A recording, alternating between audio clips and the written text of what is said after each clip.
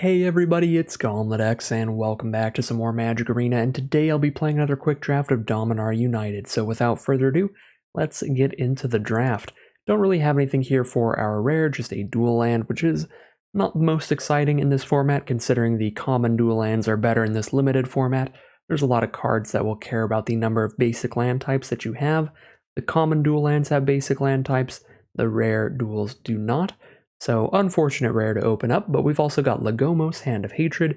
If we want to head towards an aggressive red-black sacrifice deck, we've got Runic Shot for efficient removal. It only kills tapped creatures though, so it's not the most flexible removal spell, but still, for 1 mana, you're getting your bang for your buck. And then at common we have Tolarian Terror, which is a very nice, very important finisher for any spell-based blue decks, which is most blue decks in the format. Blue-red, blue-white, and blue-black are all incredible homes for this card. And then there's Phyrexian Espionage, which is a very good value play if you can kick it, and it's still solid in the format. If you can't, the format is slow enough for just like a 3-mana draw too, so pretty solid pack here despite the rare. Again, Legomos, Tolarian Terror, Phyrexian Espionage, and Runic Shot are my favorite cards. But even like Phyrexian Warhorse is fine for the black-white sacrifice deck, the black-white aristocrats deck, which is about making a bunch of tokens to sacrifice for value or get death triggers for value. I think I'm going to go with Tolarian Terror here. I think it's the least replaceable card for its archetypes, and it fits into multiple archetypes. Again, blue-black, blue-red, and blue-white can all be focused on having a lot of instants and sorceries in the deck, and Tolarian Terror is an incredibly important card for those decks if you head in that direction. So I'm going to scoop up the Tolarian Terror here and see what we get pack 1, pick 2. Pretty strong pack to follow up now. I think we'll go with Essence Scatter here as the easiest follow-up to Tolarian Terror, a very nice instant that fits into any blue deck and helps up our instant count with Tolarian Terror. Essence Scatter plays really well in this format. There are a lot of creatures with good enter the battlefield effects, and being able to counter them instead of just remove them with a removal spell means that you're going to stop all of the value from the spell instead of just the creature itself after the enter the battlefield effect resolves. So I like Essence Scatter a lot. The format's also slow enough that it's easier to hold up that 2 mana. There's also a lot of instants in the format, which helps as well. So we'll go with Essence Scatter to go with our Tolarian Terror, but this is a pretty strong pack. There are, again, several ways to go. Could take Flowstone Infusion for cheap removal if we want to push to blue-red. Resolute Reinforcements is a great card for the blue-white deck, because that's a deck that cares about having a lot of instant sorceries and having a lot of creatures, and Resolute Reinforcements is pretty good for that archetype, because with Flash, you can hold it up and an Essence Scatter, and then if you don't Essence Scatter, you get to play the Reinforcements. So that'd be pretty good if we want to push into our second color now. I think Reinforcements would be the best card for that, but I'm cool to just stake to blue for now. Alright, pick 3 is incredible. We can get a second copy of Tolarian Terror to stick to what we're doing, or we can take a cut down for very cheap removal in black and Destroy Evil for very cheap removal in white. These 3 are incredible cards. I think they're far and away the best cards in the pack. I think Tolarian Terror is the 3rd best card in the pack, behind Cut Down and Destroy Evil. However, it is completely on color to what we're doing right now. Gives us a really clear sense of direction, starting a draft with 2 copies of Tolarian Terror. So I think I'm still going to take it here. I could see an argument for Cut Down or Destroy Evil. I think I would probably take one of those if this were Premier Draft, but I have been doing quite a few quick drafts of Dominaria United lately to mix it up with the March the Machine drafts, and I've noticed that the bots tend to pass some really good removal spells late. Like, I've seen a lot, and I mean a lot, of Destroy Evils, pick 11, pick 12, so I don't think I need to take Destroy Evils super early. I haven't seen a lot of cut downs though. I do think the bots take that highly, but I think we can get some good removal later on with the way that the bots draft this format that we wouldn't be able to do in Premier Draft. Pack 1, pick 4 looks like a significantly weaker pack now. Miria's Outrider and Blightpile are the only great cards. I don't really enjoy playing with or against the Defender's archetype, so I tend to ignore it unless I'm in a really competitive event where I've got to make sure I keep all my my I's dotted, my T's crossed, keep checking all the different archetypes, but I'm not really gonna...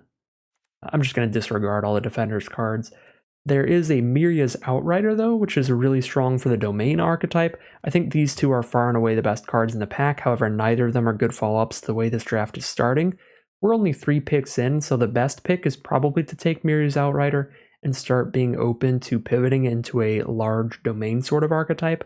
But I kind of like going all in here and playing some cards I've never run before, like Founding the Third Path, which is incredibly narrow. But the idea with this card is you can use it with stuff like Tolarian Terror to mill yourself a bunch and then recast an instant or sorcery from your grave. So we'll take Founding the Third Path here and try to be the super all-in Tolarian Terror deck. That just seems like a fun place to try to be. Next pack, we've got nothing in blue, no good red cards, no good white cards. The competition here is Urborg Repossession, which is really good graveyard recursion late game for kind of Domain sort of archetypes, since you do really want black and green mana to use this later. There's also Urg Spawn of Turg, which is a very nice way to set up your draws throughout the game, have a nice big defender that eventually becomes a solid attacker. These again, both good for the black-green focused Domain sort of archetypes. Then there's like Gaia's Might and Flurfur's Vine Wall, which I think are somehow even more narrow than these two, but again, good for Domain archetypes. I think I'm going to go for Urborg Repossession here. If we end up in like Sultai Domain, I think this would be a pretty solid card. Whereas with Urg, we do need double black and a green, so it's a really restrictive mana cost. If we do end up in 3-color Domain, hopefully it's going to be blue-centric, so like green-blue splash black or blue-black splash green. Either way, Urg is kind of a difficult mana cost, needing 3 specific colored sources of mana, all of which are not blue, so we'll take Urborg Repossession. Don't know how likely we are to play it, but we'll see. Alright, pack 1, pick 6, we get a very good follow-up to taking that. There's now a tribute to Urborg for the blue-black instants and sorceries deck. Going to be very good with our Tolarian Terror and our Essence Scatter, and now that would be 2 cards deep into black for that archetype. Very happy to take a pick 6 tribute to Urborg. Again, keeping that Defender's archetype in mind, Walking Bulwark looks very strong if you're somebody who likes to draft that deck. Now we have Essence Scatter and Shore Up. I think I take Essence Scatter here. I like having a lot of copies of this, especially with instant speed. Well, just instants in general, but instant speed removal. Instant speed card draw, stuff like that makes it even better. I'm going to take the Essence Scatter here. I think I'm going to be more all in on blowing up my opponent's cards than protecting my own, especially since the Tolarian Terrors do protect themselves a little bit straight up with that Ward 2. But yeah, we'll take Essence Scatter. I would still like a couple Shore Ups in here, but I want to fill out the Essence Scatters first. Now in pick 8, our only options are tremendously filler like Tattered Apparition or Tidepool Turtle. I guess we could take Shieldred's Restoration. If I can get a white splash in here, we could theoretically kick this and then return a Tolarian Terror from grave to battlefield, gain 7. That could be kind of cute. I think I'll go with that. But yeah, everything on color is super filler. The best cards in the pack being red-white aggro cards like Baird and Heroic Charge. So, not a good pack for us. We've got a Phyrexian Espionage now, which looks perfect for this deck. We are in the blue-black spells deck now, so we'll take Phyrexian Espionage over Haunted Mire. Pack 1, pick 10, we could take a Blight Pile or a Resolute Reinforcements here. Battlefly Swarm's also okay. I only really have one great black spell, which is Tribute to Urborg. Then I've got a good black splash from Phyrexian Espionage. Restoration and Repossession, neither of those are excellent when you're just blue-black. So maybe I am still open to white as a secondary color instead, because Resolute Reinforcements, again, is incredibly good for the blue-white deck. Being a creature that's instant speed to hold up cards like Essence Scatter. I think I'm going to take the Resolute Reinforcements over the other black cards here, just in case. Yeah, that's a pick 11 cut down and a pick 11 destroy evil, so as I said before, not really something that's going to happen in Premier Draft, but the bots can do some weird stuff. Don't know what I take here between destroy evil and cut down. I guess I'm more likely to get more destroy evils later than I am cut downs later. But I'm basically just as deep into white as I am black, because Restoration we'd rather cut than not. Repossession we'd rather cut if we don't pick up some green duels, I guess. Maybe that was a good reason to take a green duel earlier, even if I'm not trying to be domain, just being able to kick a repossession would be good. But it kind of feels like I'm basically one card deep into each color, but I think I'll still take cut down, take the uncommon over the common here. Well, Faith Bonder super filler, Mana Workers super filler. The cool thing about this, the idea behind it, is it helps you hit your off-color kicker effects really easily, but it's still not the greatest thing ever. Whereas Blight Pile is really good for the Defender's deck, so I'm just going to draft a Blight Pile even if I'm pretty unlikely to play it. I'll take a Faith Bonder and a Toxic Abomination. Pack 2, pick one now. We've got some incredible options in the rare and uncommon slot here. We have Braids, Arisen Nightmare. Very good for a sacrifice deck. You do want to have some good sacrificial fodder for this ideally, because you want to be able to sacrifice an artifact, creature, enchantment, land, or planeswalker to constantly get that life loss and card draw off of this, or force your opponent to sacrifice stuff as well. Don't think the blue-black deck is particularly good at making a bunch of sacrifice fodder. I think Braids is excellent for black-red and black-white. So I don't know if Braids is going to be incredible in here, but she's still going to be strong. That being said, there's also a Rona's Vortex, which is very good interaction for a blue-black deck. For 1 mana, you get to unsummon, you get to return a creature or planeswalker that your opponent controls to their hand. And if you kick this, you get to put that permanent on the bottom of their library instead, essentially just completely removing it. So I think Rona's Vortex, the really, really efficient, really powerful interaction, is going to be the pick over Braids, simply because we're not in the greatest archetype for Braids, even though she'd still be strong. We are in the greatest archetype for Rona's Vortex. Pack 2, pick 2, we can pick up a second copy of Tribute to Urborg now. Other notable cards are Talus Lookout, which would be fine here. Splatter Goblin would be filler, and Haunting Figment would be filler. Other than that, maybe a Sunlit Marsh to help splash in the Shieldred's Restoration kicker.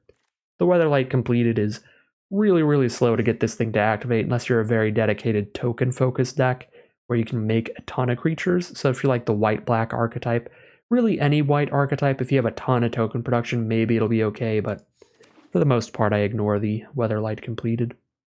Alright, this pack is monumentally weak, so we're pretty free to take the dual land. There's a Gibbering Barricade, I guess.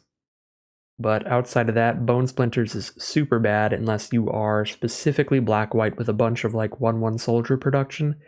Sendgear Connoisseur can get big, but it's quite slow. Gives your opponent a lot of time to find removal, and there's a lot of good removal in the format, as we've seen in our own deck. And other than that, it's a bunch of really filler creatures like Crusher, Scavenger, Vanguard, stuff like that. We'll just take the beachfront. Here we've got a couple of very nice blue sorceries and a card that I'm not a super huge fan on. We are the exact archetype that would theoretically want Rona. It is the build around Signpost uncommon for blue-black in this format, but I just don't think she's very strong. 4 mana for a 3/4 is not that impressive of a body to be worth the very restrictive mana cost of double black and a blue. And all you're getting is whenever you cast an instant or sorcery, each opponent loses 1 life. You don't even get any life gain out of it.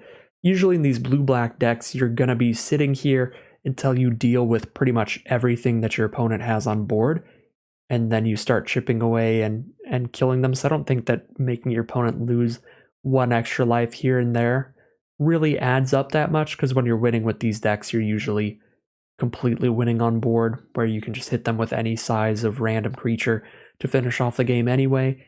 And the recast ability, having to discard 2 cards to recast her from graveyard, doesn't end up being that powerful that often, doesn't usually come to play, so not that interested in Rona, but I am very interested in another Phyrexian Espionage or a Tolarian Geyser.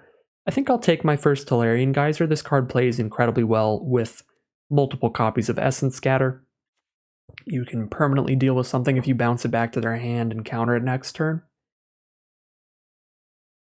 And even as just a tempo play to slow your opponent down, it plays quite well, so we'll take Tolarian Geyser. Alright, now here's the blue-black signpost uncommon that's actually excellent, and that is Vohar, Vidalian Desecrator. For a blue and a black, you get a 1/2. That is a Merfolk Looter. You can tap it to draw a card and discard a card, and every time you discard an instant or sorcery card, you get to have your opponent lose a life and you gain a life. So for some reason, this one actually drains your opponent for life. You do get to gain life as you're drawing and discarding. And you can spend 2 mana, sacrifice Vohar to recast any instant or sorcery from your graveyard this turn. However, you will exile it. So you basically give flashback to any instant or sorcery in grave.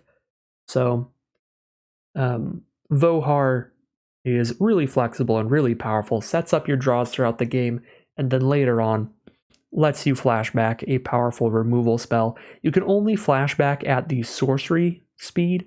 You can only activate Vohar's secondary effect at sorcery speed, so you can't like flashback a counterspell, but you can still flashback a Tolarian Geyser or Phyrexian Espionage if you need a bit of card draw, and you can flashback Tribute to Urborg style stuff, Cut Down, Rona's Vortex if you need removal, so Vohar is exceptional. Very happy to see that one. Alright, pack 2, pick 6. Those are some powerful cards, and I'm really happy to be in blue-black. There's a Tolarian Geyser here and a Cut Down for us. I think I'll take the Cut Down. There's also Coral Colony for going for the Defender's Mill archetype. There's a Tachiova for going for a Sultai Domain deck. But I think I'm going to stick to our very strong-looking blue-black deck here. There's also the blue-black dual land in here. But yeah, we'll take another cheap instant or sorcery, cheap removal spell. Cut Down plays super well with Founding the Third Path, and super well with our Tolarian Terrors and just our whole archetype in general. So happy to take a Cut Down here. A little sad to pass up a Tachiova, but she is double green, so we would have to alter the course of our draft quite a bit now and start drafting a lot of green cards, become green-black splash blue or green-blue splash black to get her to work out. So I'd rather just stick to what we're doing because we already have a really strong base to blue-black, and we'll just get a third copy of Cut Down. All right. We're just playing a standard deck here, actually. Not a super huge fan of this pick 8, but we do have a Shore Up to protect our Tolarian Terrors later, I guess. Just a 1-mana and a gate for those. Now, we've already got 1 Shore Up, and I do really like instant speed draw spells. In decks with instant speed removal and instant speed counter spells just gives you a wider variety of what you can do during your opponent's turn, so we'll take a Shadow Prophecy here. 3 mana, draw 2, lose 2 life at worst. At best, you can have a random beachfront on board or something, add to that domain. We'll stay pretty controlling here, taking a gate now over the Haunting Figment. I don't think we're getting aggressive. I guess we'll go ahead and take a Gibbering Barricade here. Alright, pick 12 Phyrexian Espionage in the same pack as Arona as well. We'll take the Phyrexian Espionage, but this is just an incredible sign for us in blue-black. That pack just being loaded, pick 12. Alright, let's see what we open up for pack 3. Well, this pack is a bit of a dud on color. It's a bunch of pretty filler creatures, instants, and sorceries. Definitely nothing I really want to pick one out of the pack on color. So I think I'll go ahead and just take another dual land with this Tangled Islet to help up our domain count for our Shadow Prophecy potentially, as well as get us 1 green source into the deck guaranteed for this Urborg repossession to potentially be great late game value. Pack 3, pick 2 will pretty easily be a 3rd copy of Tribute to Urborg. All interaction all day, let's go. For pack 3, pick 3, we now have an Impulse, which is an incredible piece of card selection to go alongside all of our instants like Essence Scatter and Tribute to Urborg. With Impulse, we get to hold up that scatter and still have something to do with our mana if we don't cast it. Pack 3, pick 4, we now have Urtai's Scorn versus Talus Lookout. We are incredibly low on the creature count, which is fine for the blue-black control archetype in this format, but I think I would like to get a few more threats, so I'll take a Talus Lookout over Urtai's Scorn. Speaking of picking up some more threats here, I think I'm cool to take a Battlewing Mystic, although Tolarian Geyser is also quite powerful, so I kind of want to take a look at the makeup of our deck here, see how much I want more threats. Alright, I've sorted the deck out by curve of creatures and curve of non-creature spells now. It definitely looks like I'd be pretty fine to take another creature here. Again, we don't need a lot. You could play a deck that's like all instants and sorceries and just 3 or 4 Tolarian Terrors if you want to go all in here, but I think I'm pretty happy to just grab another 2-mana 2/1 flyer, drop this on the board early, and then just keep chipping away at my opponent for 2 every turn while we interact with everything they play. Seems like a decent game plan. Some tempo control there. Not an incredible pack 3 pick 6. I don't think Cult Conscript is going to play super well in here just because we won't have a lot of non-skeletons dying, since we won't have a lot of creatures dying, period. Just won't have a lot of creatures on board. I don't really want a second negate. I don't want a first impede momentum. Could take a mana worker for kicker effects. Not super excited about that. Could take a timely interference for filling our graveyard with instants and sorceries for Tolarian Terrors. But I'm also not that excited about that because our deck looks really good at filling the graveyard already with instants and sorceries. So I don't know, it's like interference, mana worker, conscript are all pretty even. Maybe even negates on that list. Could honestly just roll a 4-sided die here and be pretty okay with the results. I'll just pick up the timely interference and get another cantrip in here. Another just 1 mana instant that draws a card. Alright, pack 3, pick 7, there's another finisher. Tolarian Terror number 3 joined the party. I do think Shadow Prophecy would be solid in here, but I'm very happy to have another Tolarian Terror at the top end. I think that card's just going to be incredible in this deck. Now we have Phyrexian Rager to up our creature count and give us a good value play. Frostfist Strider's nice as well. This is stronger though in tempo aggro-oriented decks, where tapping a creature an opponent controls and stunning it lets you get in for 2 attacks in a row, where that creature can't block. If you're a more controlling defensive deck like this, this is basically just stopping that creature from attacking you one time.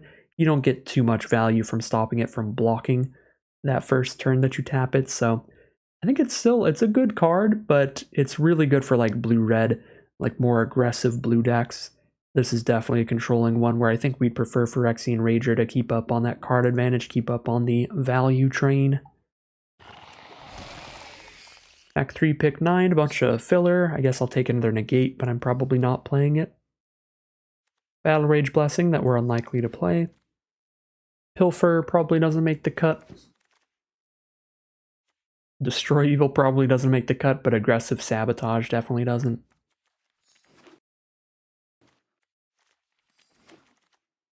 Alright, some more filler nonsense in the end. This looks like a really sweet blue-black control deck. Very excited to build this deck here. Alright, so we have 45 out of 40 cards, so we get to cut 5 cards here. Tolarian Geyser's kicker is really not important at all, so we could cut the beachfront for just a straight up basic land here. I do want to keep the islet in though, because the Urborg Repossession kicker is really nice to be able to have on occasion. I don't think it's worth running Natural Forests, but I do want to run an Urborg Repossession because we're low on like finishers. This is basically a 4th copy of Tolarian Terror late in the game, and it's going to be really easy. This is a 1-mana spell that immediately puts another instant or sorcery in our graveyard to make the Tolarian Terror 1 cheaper. So top decking an Urborg Repossession late game, even if we don't have the green to kicker it, is basically top decking another Tolarian Terror.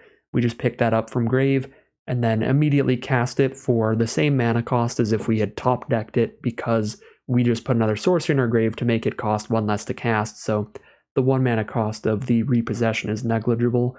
It just immediately reduces the cost of the terror. So I like the repossession in here, even if I can't consistently kick it. So I'm going to play Tangled Islet, just guaranteed, so that on rare occasion I can actually kick it. But I think I can cut Beachfront, because the only reasons we would have Beachfront in here are for Tolarian Geyser and Shadow Prophecy, which I think is probably just not necessary. It's probably better to have mostly untapped lands, so I'll play an island over the Beachfront, but I'll keep the Tangled Islet in here. So just edit the mana base really quickly there, but now we'll edit the deck a bit. I think this is the best Founding the Third Path deck I've ever drafted, but it still is kind of narrow. But I suppose the idea here is that we can play this and then cast a cut down for free and then mill ourselves 4, and then boom, Tolarian Terrors are easily coming down on turn 3. Not easily, but potentially coming down on turn 3, and then we're recasting an instant or sorcery from grave. I want to play with this thing. This is almost definitely not right, but it's too cute to pass up on. I think with 3 terror and a 4th from repossession, we can keep Shore Up in here over Negate as basically just 1 mana counter removal spell instead of 2 mana to do that. Very, very few non-creature spells that aren't removal spells that I would want to counter, especially in like all the aggressive strategies. I guess we could counter an Urborg Repossession and Domain. Yeah, Negate plays better against like grindier Domain decks, but Shore Up plays better against aggro. We have run up against a lot of 4-5 color decks in these quick drafts lately, so I suppose I'll play Negate over Shore Up. I do want to have one of those too, so we'll keep that in there. Probably good enough at dumping instants and sorceries in the grave that I don't need Timely Interference in the end. We can drop that, and then I'll just drop the random filler defenders like Blight Pile and Gibbering Barricade and just rely on cut downs early game to stay alive. One more cut to go still. I could potentially cut a land here. Sure, we are controlling and we can use a lot of mana to play multiple spells in one turn off of draw spells, but our curve is naturally going to be like this, where 4 mana is the top of the curve. These can be cast at 2. These could be cast for cheaper if I just get a lot of 1-2 mana instant sorceries. I probably shouldn't cut a land here, but it's the simplest thing to do for me, so is what I'm going to do. Let's see, 15 blue cards, 10 black. It's a 9-8 split. No double black cards. I do have a double blue card. Go 8-8 split here. I really want to have black turn 1 every game consistently for these triple cut down. I also want to have blue consistently though. And there are more blue spells. I like running one more blue source than black sources, but if I'm on an even mana base, then the only options are to go for an exact even split or have 2 more of one color than the other, and I definitely don't want 2 more islands than swamps. That's kind of awkward. Yeah, I guess I'll just go even split here. Call it a deck. Alright, here's a look at the deck list for today. It's going to be a blue-black control deck, and a very sweet one at that. We have a ton of incredibly efficient instant speed removal, like Rona's Vortex and 3 copies of Cut Down, 2 Essence Scatter, Impulse, Negate. So we have all kinds of counter spells, removal spells, and a little bit of draw spells at instant speed, so we can play a lot of stuff during our opponent's turn. Alongside Impulse, we also have Shadow Prophecy for instant speed card draw to help us, again, hold up our counter spells and play a draw spell if we don't use them. We've also got 3 Tribute to Urborg adding to the instant speed removal, and these are going to be really, really big removal spells late game. And we also have some good card draw at sorcery speed with 2 Phyrexian Espionage earlier in the game and Urborg Repossession to reanimate one of our finishers late in the game. There's also Founding the Third Path, which is probably more cute than anything. This probably should have been our cut over cutting the 17th land, but I've never run this in a deck before, and it looks pretty cute and pretty fun for this deck. We've got enough 1-2 mana instants. We can probably get full value off of this, and worst case scenario, starting it on Chapter 2 could be fine in this deck. We'll see. We'll see how it plays out. This is probably going to be the weakest card in the deck, but hey, I'll take the opportunity to play this card for one time and one time only at least. But our creature curve, not a lot of creatures in this deck because you don't need a lot of creatures in these controlling decks. We have 1 good, cheap, evasive threat. If we have this in our opener, we can drop it down early and then just try to protect it and keep the path clear for the rest of the game as we chip into our opponent. We have Vohar, which is a very good card selection with the draw a card, discard a card, looting ability, and the ability to flashback one of our instants or sorceries later in the game can be quite strong. There's Phyrexian Rager for 2 for 1 value. Talus Lookout is also 2 for 1 value, replacing itself when it dies, and it's an evasive threat. And then 3 Tolarian Terrors are the big finishers for this deck. As you can see, we have a ton of instants and sorceries, as well as a tiny bit of self-mill with draw and discard from Vohar and Founding the Third Path to mill ourselves.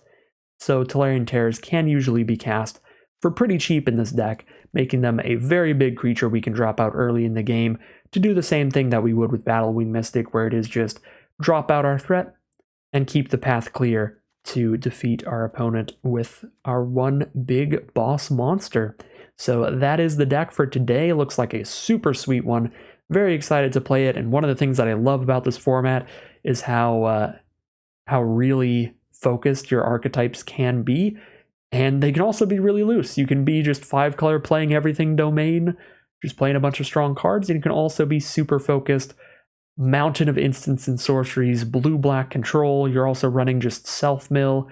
Really, really cool format, and I'm very happy to see how this very focused blue-black control deck plays for us.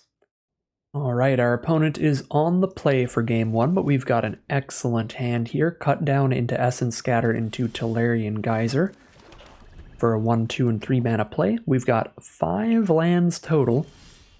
6 lands total. Could definitely flood out here, hoping to get some good draws off the Tolarian Geyser. Slow our opponent down enough to stay in this game. The hand is definitely getting a little less exciting as time progresses, and we just draw some more basics. But every basic we draw makes our odds of drawing a future land a little lower. So when I cast a creature, put a counter on it. When it dies, put all its counters on something else. Be okay to Geyser it. I think I'd rather cut down and save the Essence Scatter for a creature that's too big for cut down to kill. So we'll just cut that down, draw into a negate, pass the turn. Deathbloom Gardener. Kill their mana dork here. I think it'd be okay to Geyser the mana dork. Draw a Phyrexian Rager. Yeah, let's Geyser the mana dork. That should still slow them down. And they just have to recast it here. Ooh, Tolarian Terror. Drop that down pretty soon. Floriferous Vinewall is the play, digging for a land here. Which means they do not have the mana up to recast Deathbloom Gardener, even if they grab a green source. They grab a blue-white source, Idyllic Beachfront. Drop my 5-mana 5/5, or I can drop a Rager and hold up Scatter and Negate. I think that's just a little safer here. We can wait on Tolarian Terror until we can afford to play it and hold up counterspells, which should be soon, because we've got 3 counterspells in the hand now. There's a Slimefoot Survey. I will negate that, because that would hit full domain. And then let them put any card on the top. Yeah, that'd be a pretty big ramp spell there. Alright, now I can afford Terror and hold up Essence Scatter, so that's going to be the play this turn.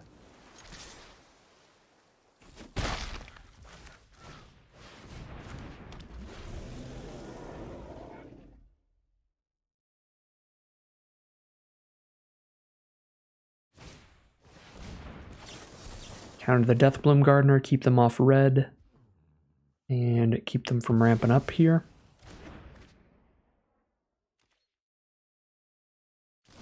Cool, that is the full play for the turn. There's a Founding the Third Path.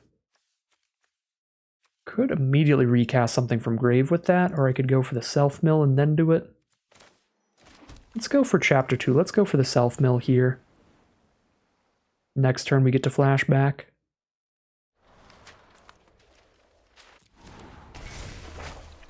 See if we hit any draw spells like Phyrexian Espionage. That'd be what I'd like to flashback. Perfect. We did mill a Phyrexian Espionage, so I'll be casting that next turn. Off of the Founding the Third Path. A Battle Rage Blessing or something? I'd say that wouldn't kill here. Tribute to Urborg, fair enough.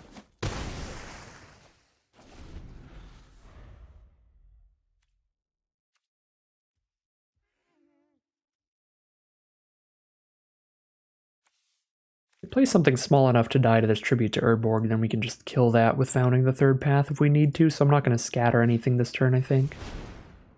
Ooh, Urborg Repossession is very nice here.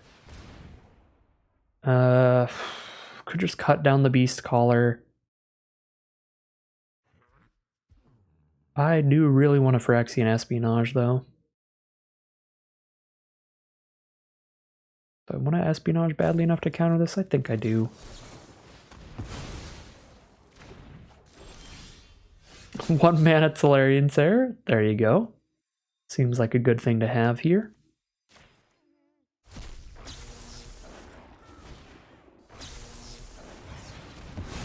Why didn't it? Oh my god, it just immediately auto-tapped? Oh, there is an island left. It looked like it tapped all the islands, I was gonna say. I didn't know when I would have the opportunity to tap my mana there. I was specifically gonna make sure it didn't auto-tap, so it held a blue up for terror. Luckily enough, it still did.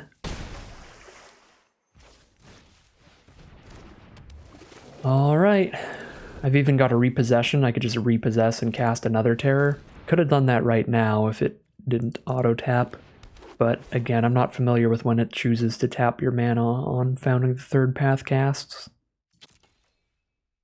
I guess I should have tapped while that was on the stack if it would let me. Let's kill the Death Toucher. If we can. Man, they would just be dead this turn if I had the blue up.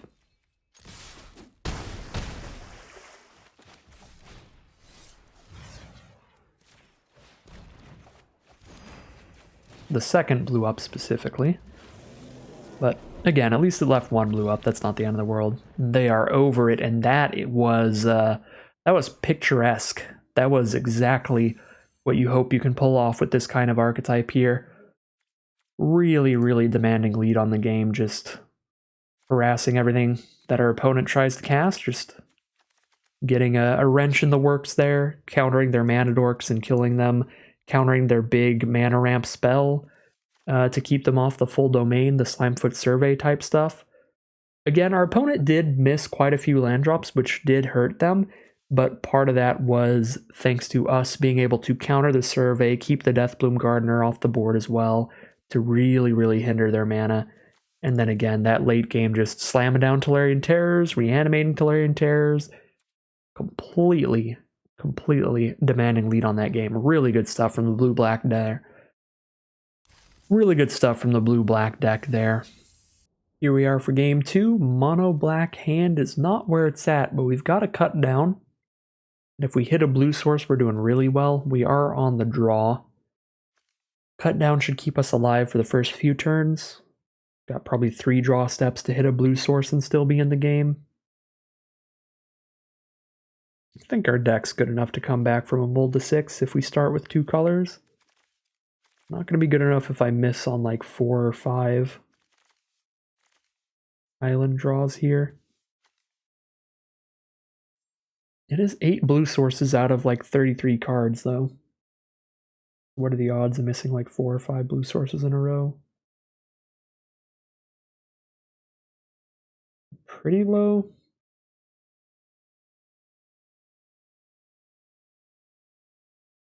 I think I'm still going to take the mulligan though. Alright, this does look better. Probably get rid of Urborg Repossession, since that is quite a late game play.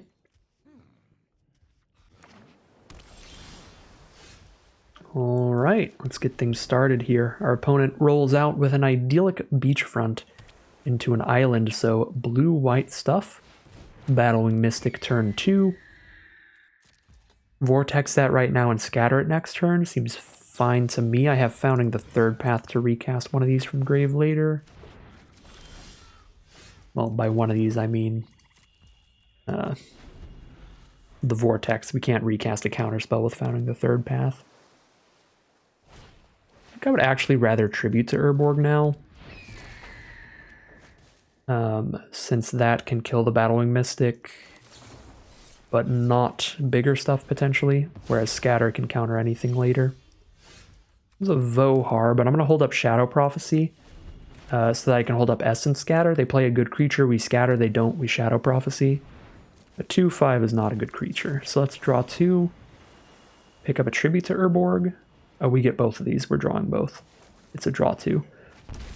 Pick up a Tribute to Urborg and a Talus Lookout. Don't have the blue source for the Talus Lookout.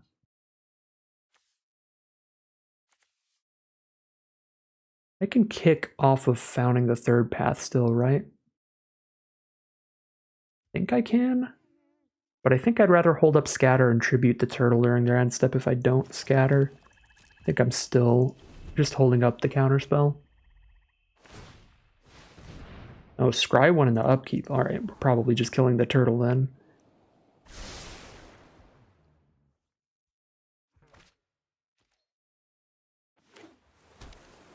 They've got 2 mana up. There are 2 mana creatures that I could want to counter here, more than I'd want to kill this turtle. Alright, let's see if the turtle dies or if they're going to shore up to protect it. Nope, turtle is dead. RIP turtle. Cut down to the hand now.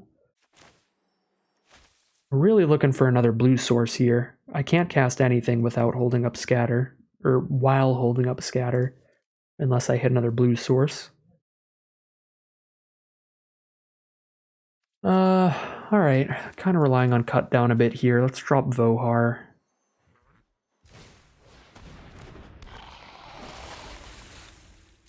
Worst case scenario, I can sack the Vohar to recast a Tribute to Urborg, or I can Founding the Third Path to recast a Tribute to Urborg.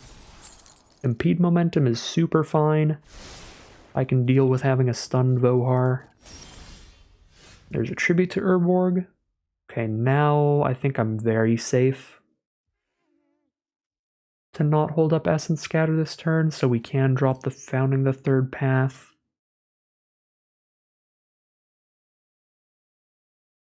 Don't have anything I want to cast for the first ability, and I don't really want to mill myself here. I just want to replay a Shadow Prophecy soon.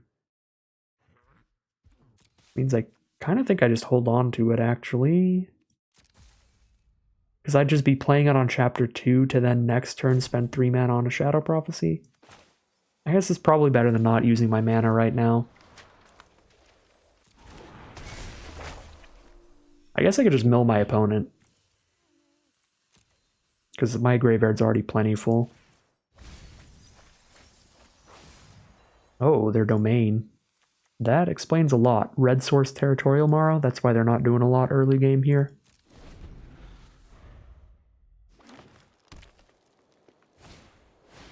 Elfheim Worm. Alright, we're going to have to tribute that. So, need to hit a land. We did hit a land. Beautiful.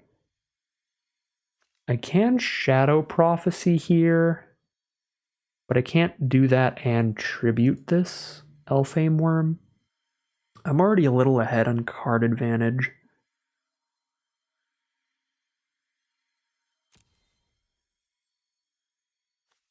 Yeah, let's just tribute it. I don't want to take 5 to the face here while shooting myself for 2 again to draw another 2. Because again, it would be, I'd Shadow Prophecy there and hold up an Essence Scatter, which means I'd go to 14, then I'd take 5, I'd be down to 9 now.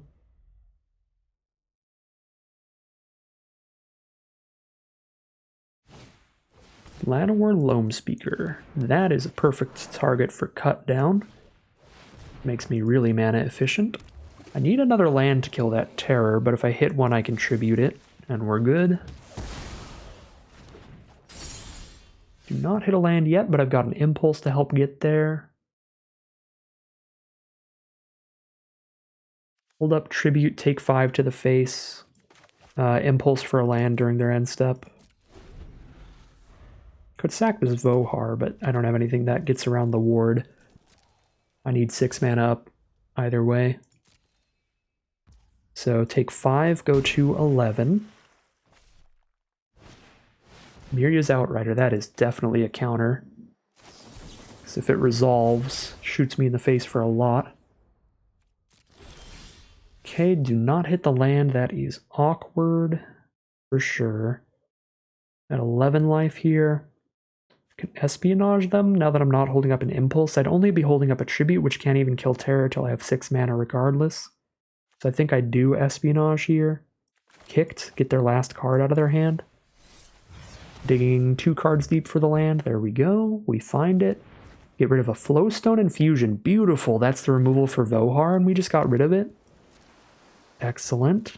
So we're going to take another 5 here and go to 6 to keep Vohar on board, because it is quite valuable. Draw a card, discard a card now. Hit an Essence Scatter. That's wonderful.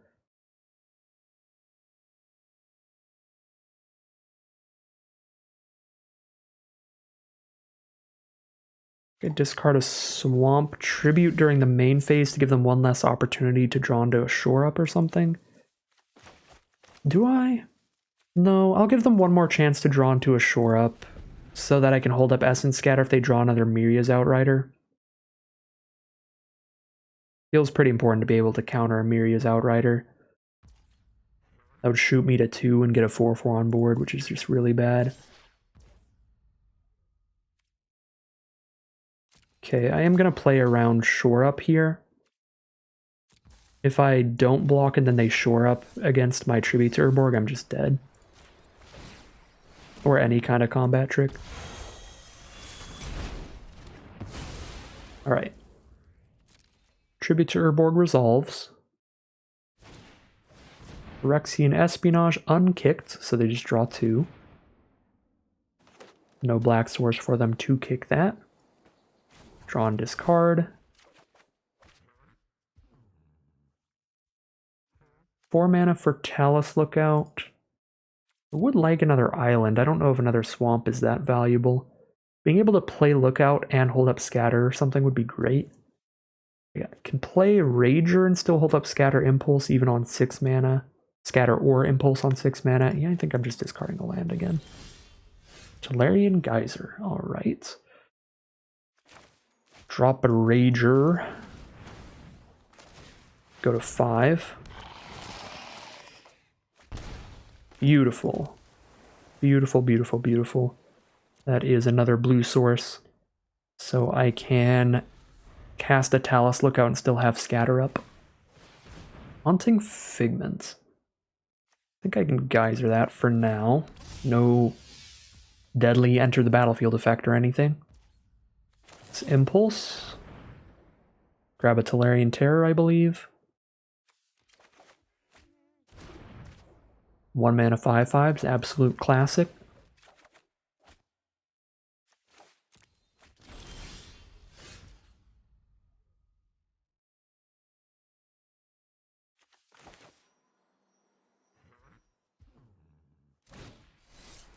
Geyser the Figment. Down to 12 cards in library. I do need to keep that in mind a little bit.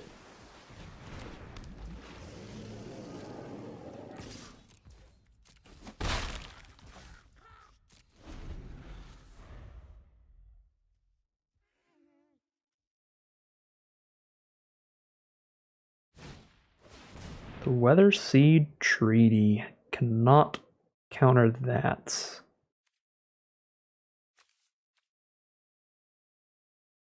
Guess I still have a negate in my deck.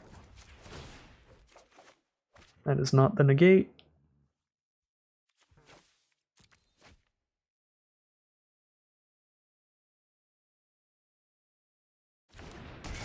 Chapter 1, grab the swamp. If they have a swamp, then they're going to get a 1/1, then they're going to give something +5/+5 trample. They do not have a swamp. 8 damage to them. I let this resolve. They don't have a swamp in their deck, so if they draw another Miria's Outrider, we go to 1 and we're still alive.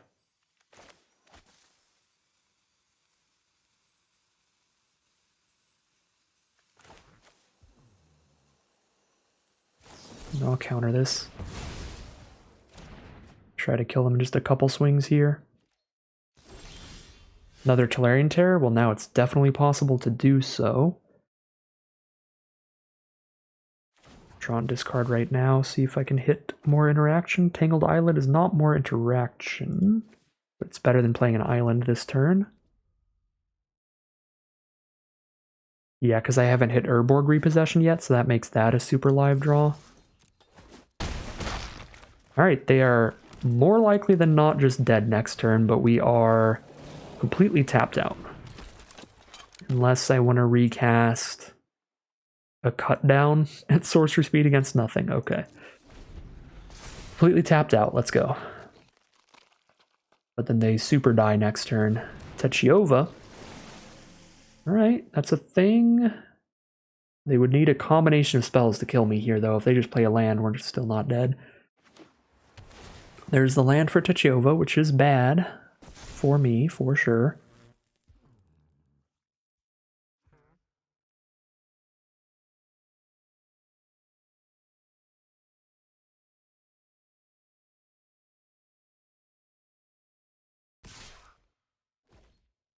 Send the land in. Combat trick kills me if I don't block. If I do block, I could still find lethal if I can kill Techiova and the 1/1. So if I find removal off Lookout and use removal off Vohar, that still seems possible. We'll go for the block here. Plays around a combat trick and we can still probably find lethal next turn. Yeah, with cut down, certainly. End step, cut down the Sapperling. Kill Techiova and we're golden. Guess I might as well draw discard, because I can use Vohar's ability while it's tapped. Okay, discard cut down to gain a life, just in case. No reason not to.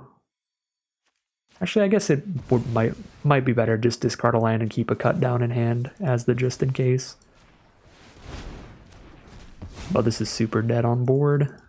And they don't have interactions, so that is gonna be game. I don't know if I played that one out perfectly. That last turn mainly. Probably should have just kept cut down, but either way, another game where blue-black control really did its thing throughout the game. Nice long grindy one, got to get through the most of our deck. And yeah, just good stuff overall. 2-0 to start it off. The other thing I really like about this format is both of these games, like, we've been consistently, like, hitting the card draw, grinding out, finding a victory late in the game, but the games still haven't felt like they've dragged on quite a bit. It's one of the things I don't really like a lot about March of the Machine. The games tend to end in less turns than in this format, than in Dominaria United, but they still take longer because there's just so many things going on in the games. Sprouting Goblin unkicked. Okay, could tribute it, but I'll just do that later if I need to. I'm pretty happy to impulse for now. Hold up a tribute for a better creature if they play a better one. If they don't, then we just impulse. Electrostatic Infantry is 100% a better creature. They need a 1 red mana instant for me to not kill that, and they do not have that, so beautiful. There's a cut down. That is phenomenal. I can cut down the goblin and still have impulse tribute up. So let's just do that right now before they untap and have mana for shore up. The +1/+1 hexproof trick. Nothing turn 4, let's go. Stopped their early aggro and now we're going to town with Tolarian Terrors is the plan. Do I grab a second terror or do I just play it safe? Grab a vortex, more interaction. I'm just gonna go beef here. I'm gonna grab another Tolarian Terror. Chalice Lookout is the draw, but let's just slap a terror on the board. No counter spells to hold up, so we're good to tap out.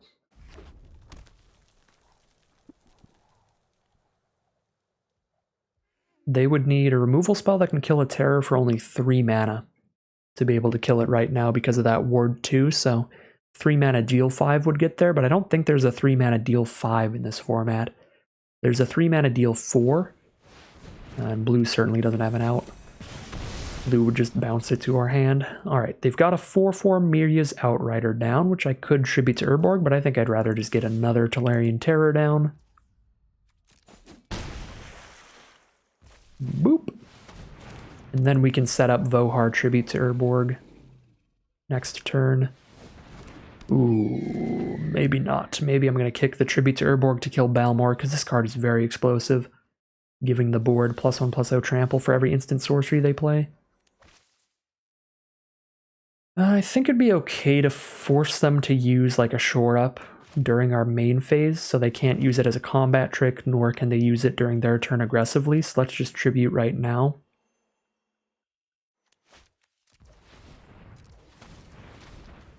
Again, forcing them to use shore up at a time where it's a bit weaker. They don't have a shore up, alright. Put them to 5 life if I send these in. I think that's safe enough to not die on the crack. Back at 16, they'd have to do another 12 damage to us this turn. And they're down to dead in 1 hit from a terror. We can play a Vohar and a cut down or a tribute. No, just a cut down. 4 mana to play this and then use the flashback ability, so don't have the mana to recast a tribute. Certainly not a kick to tribute. But I could play a cut down. Alright, there's 2 blockers. If we find 1 piece of interaction, they're dead. We do not find 1 piece of interaction. Again, cut down. Not good enough to kill either of these. They do have to block both, so we'll just kill both their creatures here. We lose 1 Tolarian Terror, but that's fine. We get to play a Vohar and a 3rd Tolarian Terror. Because the world is a cruel place. Yeah, our opponent is very over it, and we are now 3-0 as we head into game number 4. Here we are in game 4 with a serviceable hand. Not incredible, it's a little low on interaction, but I'm still very fine with it. Turn 2 Vohar to set up our draws. It's going to be pretty big here. If they don't have removal, they probably do. Considering the holding there, they've got Lightning Strike, yeah. Goodbye, Vohar. R.I.P. I cry every time. R.I.P. in pieces. Well, now we have a counterspell to hold up, and we can play Impulse in their end step if we don't cast the Scatter. Shadow Prophecy to draw 2. It is 2 cards of their choice out of the top 3, which is pretty valuable.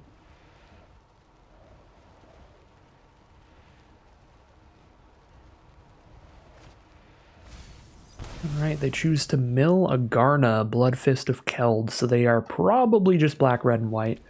Don't think I'd see more colors than that here. No spells to cast. Well, here's Impulse. Still going to want to hold up a Scatter, so I think Shadow Prophecy looks pretty valuable. Go up in value here. Get some more cards while we're holding up our counterspell.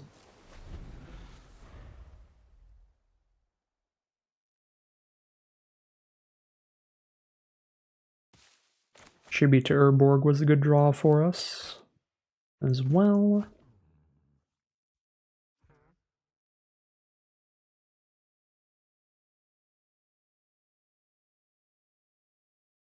If they play anything small enough to die to cut down, I'll do that. If I had double black, that'd be perfect here, because I could cut down and Shadow Prophecy. That's small enough to die to cut down, but it's also kicked, so if it resolves, there's 2 1/1s I don't kill, so let's scatter it.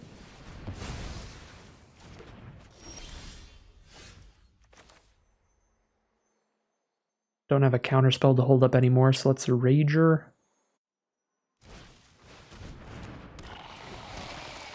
Get the sorceries out of the way first, for when I do draw another counterspell, so I can still have Shadow Prophecy up then.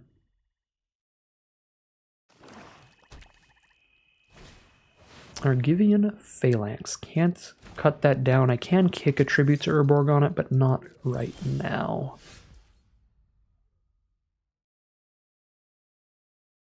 Could also just play a 5/5, but they're black, red, white. They probably have removal. For a 5/5 off of the black or the white, like a Destroy Evil, they could spend 4 mana to kill the Terror. Then I take 4 here.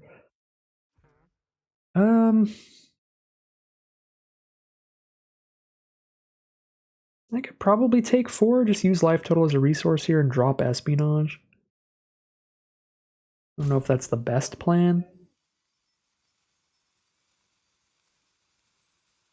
Guess I haven't played a land this turn, so drawing another land there, that would be pretty valuable. Makes the terror cheaper to get us to a point where we can terror and do other things. Yeah, I'll take an extra 4 this turn. Beautiful, another terror.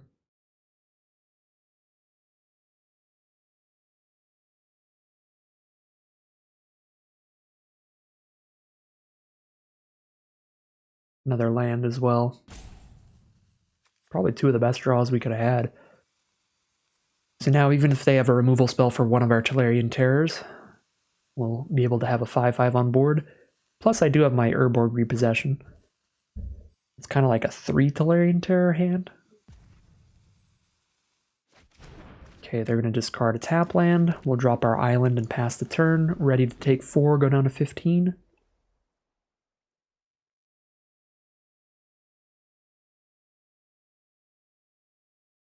Hopefully no really good kicker creatures that we can't counter.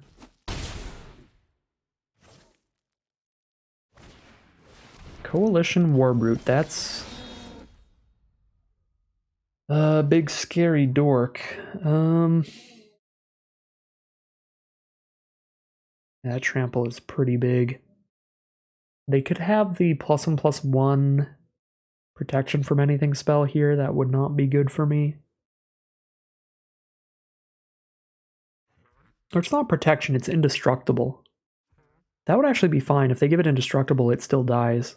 Getting my formats mixed up here. In March the Machine, it's protection from a certain color. In this format, it's indestructible. Even if they give Warbrute indestructible in a +1/+1 counter, it would still die here.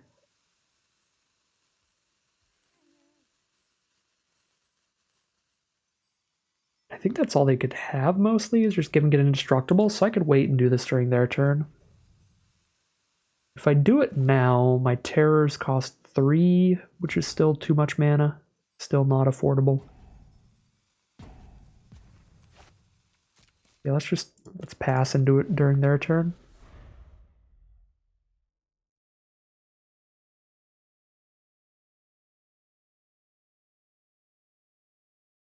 Then if they don't have any interaction, I could cast both my Tribute to Urborgs.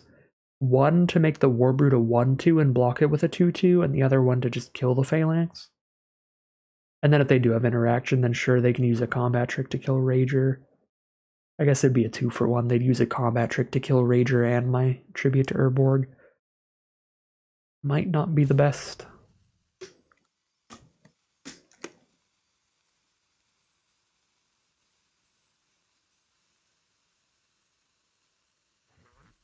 I guess it depends how they play things out here. They play a land, go to combat, attack with both. Okay, I think if this is how things are going, I'm going to put the block on the Warbrute.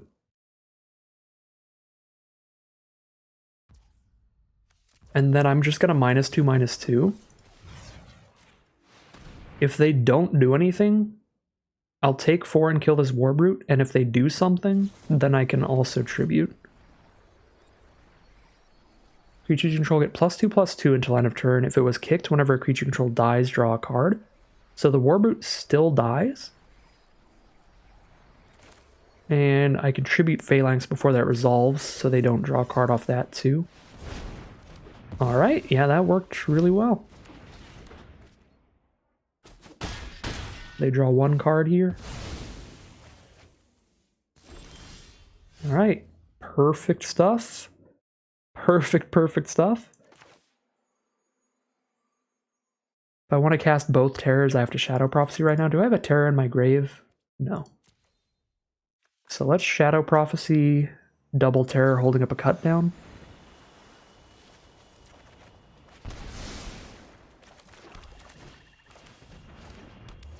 And there you go. There's the game plan.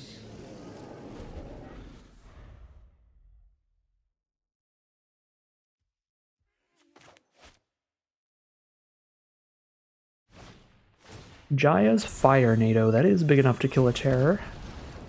R.I.P. Tolarian Terror number 1. Or number 2. I actually don't know which one it was. Oh, hello. Tolarian Terror number 3. How are you doing? Time to ruin our opponent's day.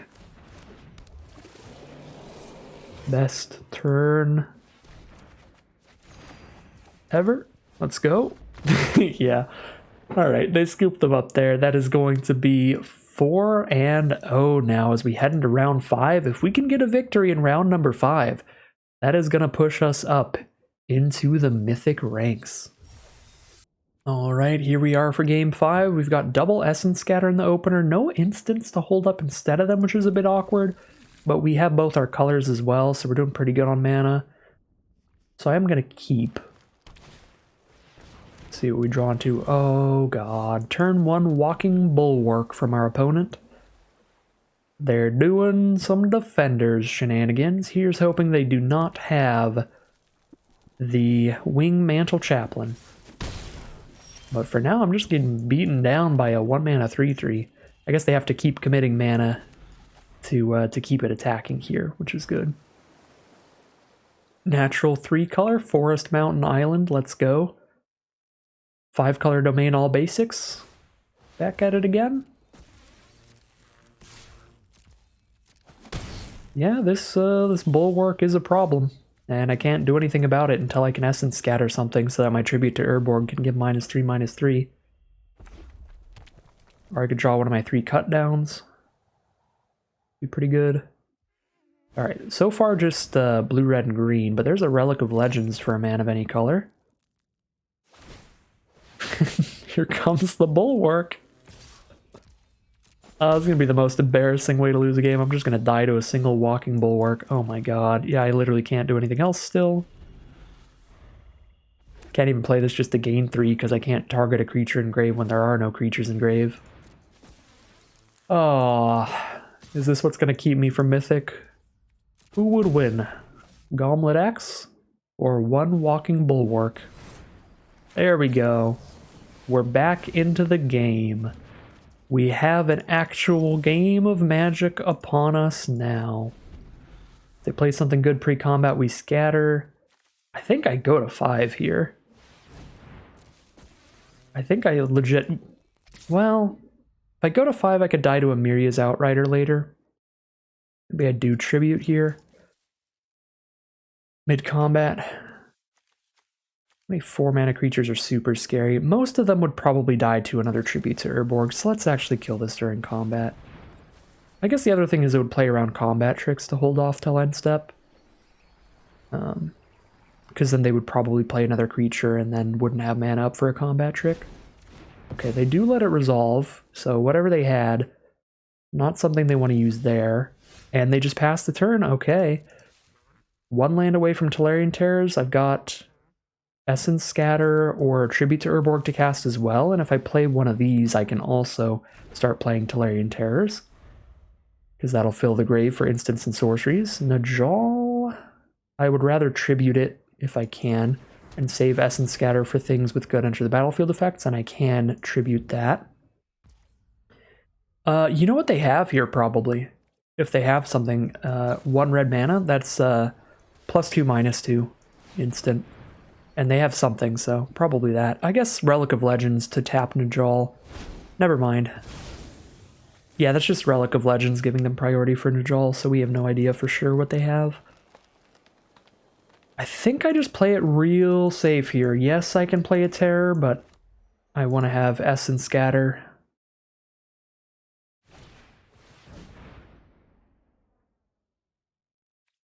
I'll let that resolve and Tribute to Urborg again.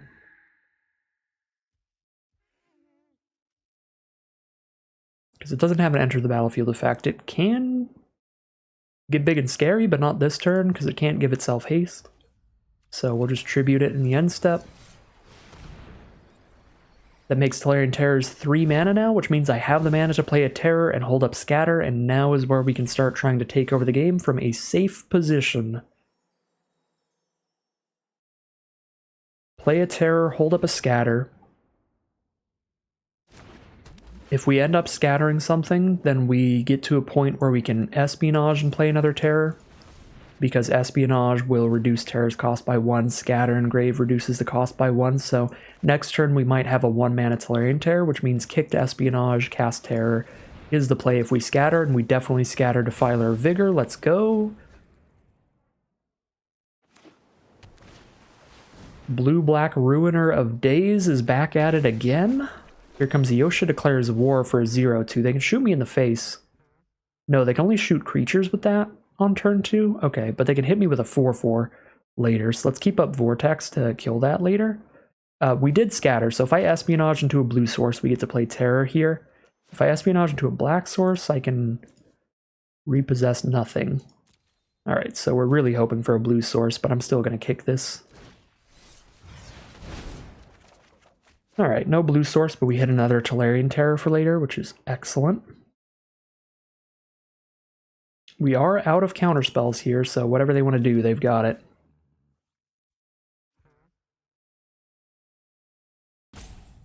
For one turn. Ooh, they discarded a Hasting Iconoclast? Whatever's in their hand is strong. Or is it like Miria's Outrider? I don't know, I just live in fear of that card when my opponent has 3 or more basic land types. Ooh, is it removal for the Terror? No.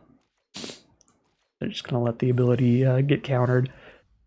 Okay, I definitely want to hold 1 blue mana up to bounce this Ornithopter so I don't take 4 from it next turn.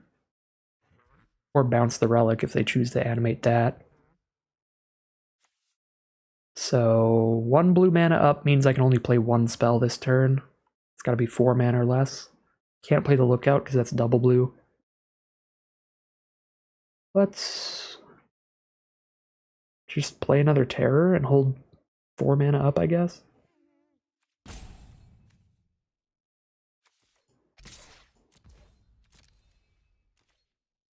Then I could fully kick Arona's Vortex if they animate the Relic instead of the Ornithopter. If they animate the Ornithopter, then an unkicked Arona's Vortex will permanently kill it anyway.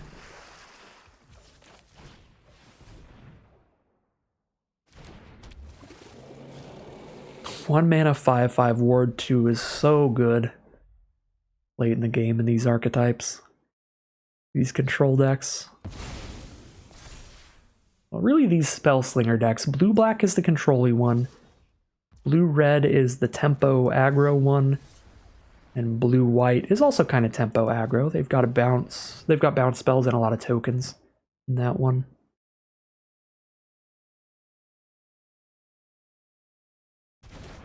Alright. They have no way to protect that Ornithopter, so it's dead. They're just dead on board now if they don't have creature removal spell. There's a Lightning Strike, not good enough to kill a 5/5. They have another cheap Lightning Strike style spell they could get there. They do, double Lightning Strikes, so they are still alive for 1 more turn, but we are 6 cards in hand to an empty-handed opponent. Absolutely disgusting stuff. That is just the blue-black control deck in a nutshell in the endgame. Getting a little greedy on this repossession, making sure I can have it to pick up 2 terrors in case something explosive happens, like a full-on board wipe, but I don't think this format really has board wipes. There's 1 in red, 5 mana for 5 damage to everybody, so I guess holding repossession plays around that. They're not dead on board. I have to kill one of these creatures to kill them, but I can do that, and then they will be dead on board.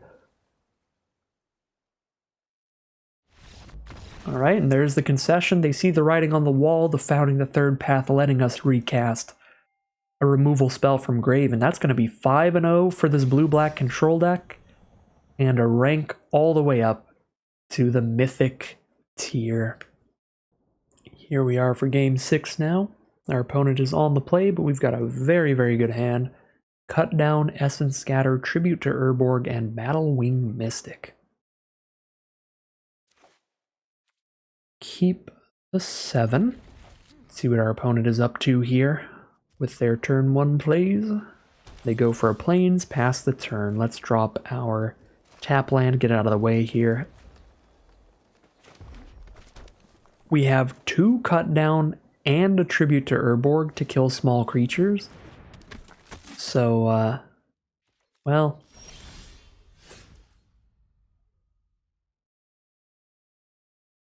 I immediately need to use removal on this thing. Tribute to Urborg kills it even if they give it indestructible, so I think I'm just going to tribute to Urborg that. While they're tapped out. Yeah, this thing is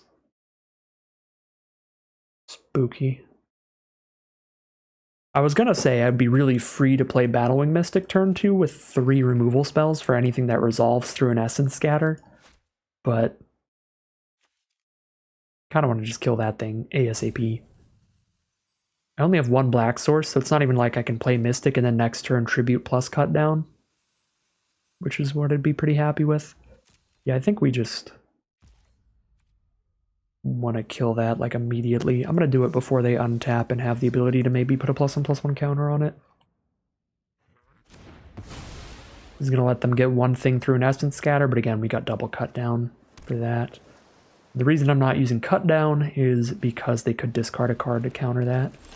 Okay, they can't stop a Cut Down on this Knight until they untap, so we'll do it right now. And again, I've still got a Cut Down and a Tribute to Urborg for whatever hits the board, so we can keep Essence Scatter for later cards. We don't need to just sit here and hold up Scatter.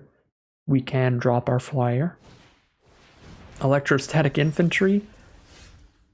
The army of Cut Downs is going to have a very nice day today. Goodbye, Electrostatic Infantry, and let's just start chipping in for 2 a turn.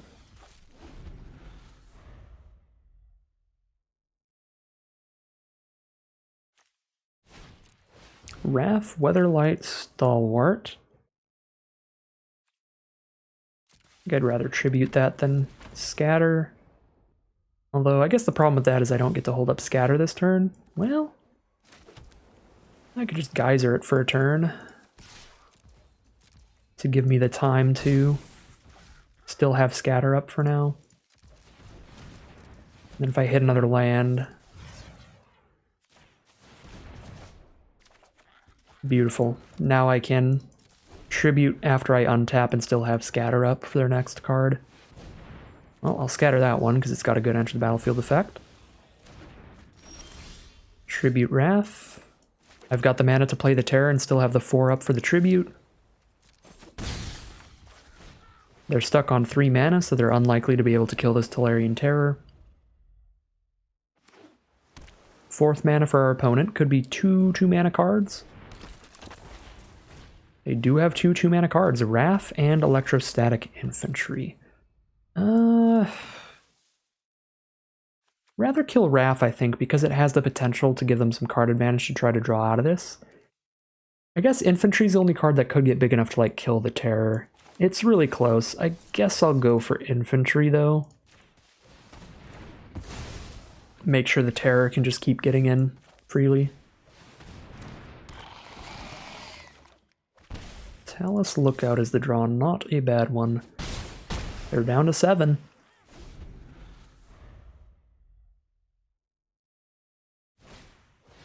Another Electrostatic Infantry. Wow. Thought my deck is loaded. Their deck is loaded as well, but they've had some mana issues that we're profiting off of pretty well here. Any instant or sorcery means that they kill Phyrexian Rager for free off a block. So I think I'd do this and then just play a Lookout, try to kill them in the sky.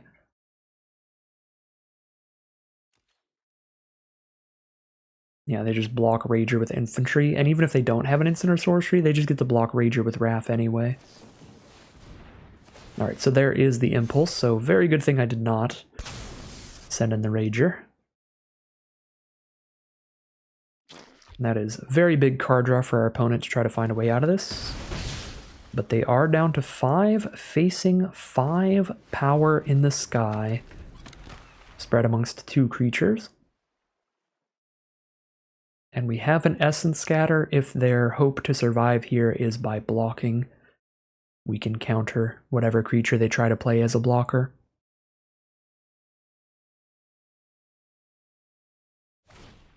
Electrostatic Infantry.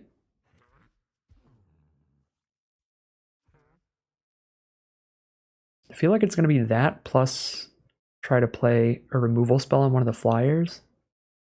I think I'm going to let it out. But maybe counter?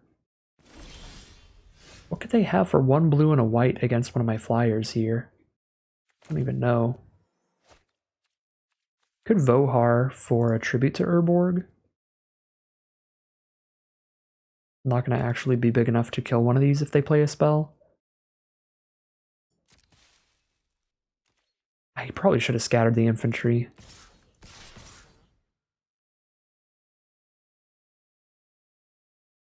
They can't deal with Tolarian Terror with a spell. They have to like block with an infantry and cast a combat trick. Oh, you know what it is here? The combat trick is +1/+1 lifelink indestructible. There's the 1 blue mana bounce a creature. That's an uncommon. That's the only thing they could have against the flyers. But if I attack with terror on the ground, they could gain life here off of a block. I'm really crossing my fingers they don't have that uncommon bounce spell. Oh, timely interference. I forgot about that one too. Alright, that still plays fine because double block on terror would have been solid there. And they're still down to 1. And now Vohar just drawing a card, discarding a card puts them to 0. Even. And I can Vohar reanimate or recast a removal spell next turn. I don't know if I played this one out right, but they're still really likely to die.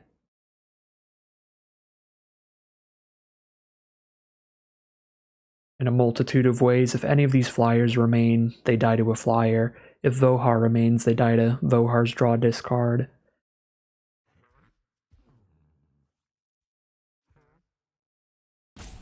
They could even die on the ground for us going wide. If they can kill both flyers, we still just attack with 3 creatures on the ground against their 2 blockers.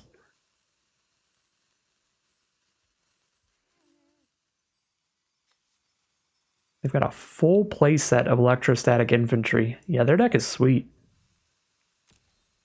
Kind of a shame the mana issues early on here. Tolarian guys are kicked, gain a bit of life, gives them another turn. Potentially. Block, block, take 1, 2, 3. Nope, they scoop them up. Because we could Vohar and remove one of those, and then they can only block 1 creature, which would be the Tolarian Terror, and take 2 from the flyer, 2 on the ground, so they've already done the math for us. They are dead on board. So that's going to be 6-0 now, I believe. Meaning that we are heading into the final boss, potentially the final round of Magic for today. If we win, that's going to be a crisp, clean 7-0 with this sweet blue-black control deck. See how things go as we head into the final boss. Alright, here we are for the final boss. We've got both of our colors. We've got a Vohar early, founding the 3rd path to try to fill that grave for Tolarian Terror. Fun start. We'll see how it plays for us. Drop that island turn 1 and see what's up with our opponent's deck. Turn 1 Sunlit Marsh could be a multitude of things. Could be white-black tokens sacrifice. White-black aristocrats is what that is generally referred to as. Could also be domain. Could be 3 color. Who knows? I'm just going to start with founding the 3rd path and just try this thing out here. Get our impulse going. I'm tempted here. I'm going to grab another Tolarian Terror and hope for a really good mill off of the founding the 3rd path. That could be incredible for us. Alright, 2 instants or sorceries is not bad. These Tolarian Terrors are only 4 mana now, and if they play something small enough to get cut down, then they're going to be really cheap. And next turn with founding the 3rd path, I can now recast a Tolarian Geyser or a Tribute or an Impulse.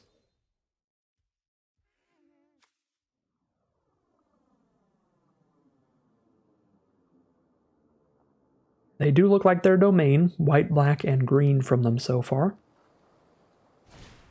Scout the Wilderness is the play, not something I can cut down. That is just going to grab them a land. Let's go full controlled for a moment here so I can Vohar before founding the 3rd path resolves. See if I can hit a better draw spell. We go draw. Main phase. Oh, I thought I'd be able to draw discard once this goes on the stack. Okay, well, I full controlled that wrong. We'll grab an impulse, I guess. If I cast the impulse, I can't cast a terror this turn, though. If I choose not to cast anything, I could.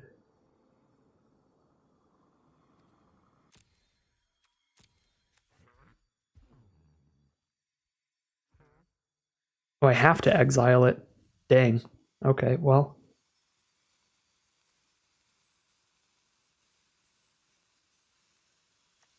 I guess I could draw and discard Cut Down to cast a Tolarian Terror this turn, but it's probably better to just use the impulse if I have to exile it anyway. Yeah. Alright.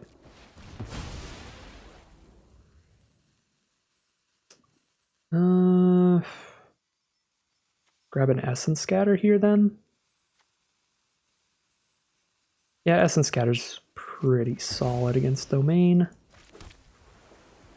Lot of big spooky creatures they can play later. If they play something small, we still have the Cut Down. If they play something big, we can Essence Scatter. And then we just draw and discard with Vohar during the end step.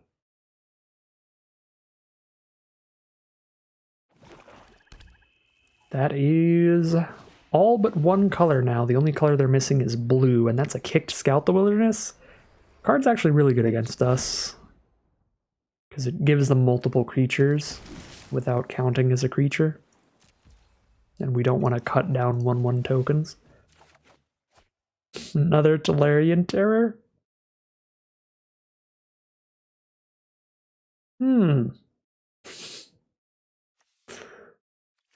I discard a Cut Down, I guess. Please. Oh, I'm so... The fact that the Founding exiled an impulse is actually really bad for us. If we could choose not to exile something, we would have been able to play a terror earlier, and then now we could play a terror and hold up Scatter. I could go full greed here and hope to top deck an instant or sorcery. Then I can play a terror and still hold up Essence Scatter. But then I might take 2 extra damage. You know what? 2 extra damage is fine. Top deck instant or sorcery, let's go. Boom! Alright. Perfect. Never didn't have it. Never didn't have it. Our opponent's on full 5 colors, so there's no universe where I'm not holding up Essence Scatter, at the very least. Now I could Vohar back a Phyrexian Espionage later. Could be good.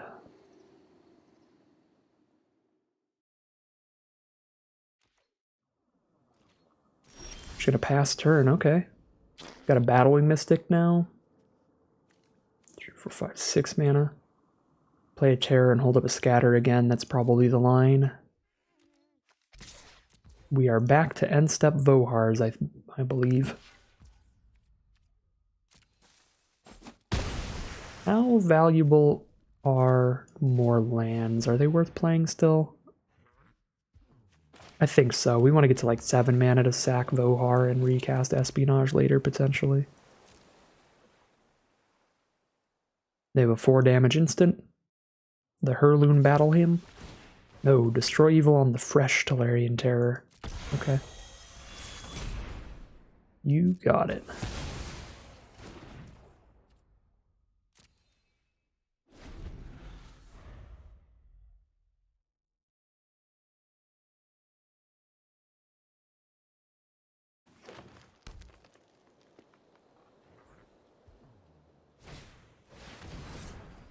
I'll scout the wilderness all day. They must just have a hand of all setup. It's just a bunch of mana ramp and removal for now. Or they are really playing around Essence Scatter, but I regret to inform them I'm never gonna tap out.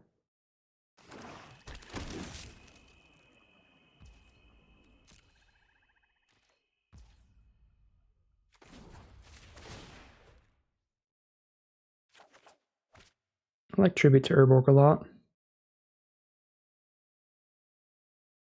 I think I get rid of a Battlewing Mystic for that. This way, if something does break through the Essence Scatter, we're good. I think I do want a 7th mana, but I can stop playing lands after that. Because now I can play Terror and hold up Tribute or Scatter. And can also Vohar back any instant or sorcery from our grave later. After this land, I can start holding the lands to discard to Vohar's ability.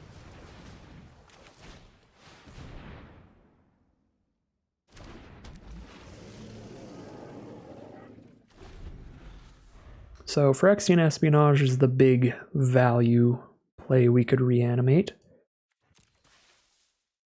But honestly, we're probably just keeping Vohar for the setup as long as possible. Okay, Temporal Firestorm is really bad. We do have one negate in our deck. I think we've cast it one time all day. Can we cast it a second time? No. Alright. We will get got by the one board wipe in the entire format. RIP. That's so sad. We have the negate for it too, just not in hand. Well, that might just kill us. Board wipes do tend to win in Limited. Still have a lot of stuff we could draw into when our opponent's not really doing anything. They're just hitting us for 2 a turn. That can resolve because I contribute it easily. Draw into a Vortex. I meant to do this in the end step, I just clicked too fast. Alright, Vortex can put anything on the bottom of their deck. So we'll save Vortex for something else. And Scatter for something else. Vortuck Bone Rattle, that is 100% the Scatter target.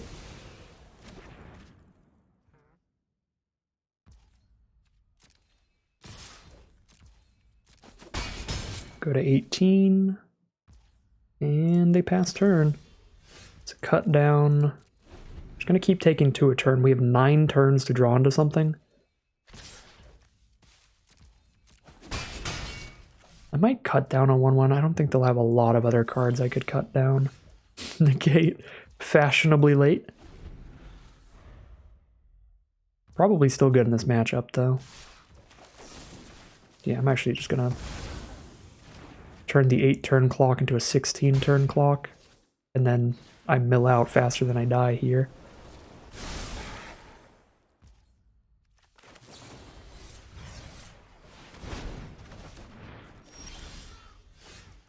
Alright, Espionage is pretty great. Drawn to a tribute to Urborg and a land. So I've got a kicked tribute to kill pretty much anything. -13, -13. Keep taking our 1 damage per turn. We've got Talus Lookout, Phyrexian Rager, and Urborg Repossession as the big draws. We have a Tangled Islet in there, so if we can hit a Tangled Islet before we hit Urborg Repossession, that should be a massive win condition. I'm gonna cast this Cut Down again, because again, not much else it's gonna kill. Another Nishoba Brawler, that is very strong. Give it -13, -13. What else is left in our deck? Lookout, Shadow Prophecy, Rager, Essence Scatter, Urborg Repossession. There's no reason not to play the land then.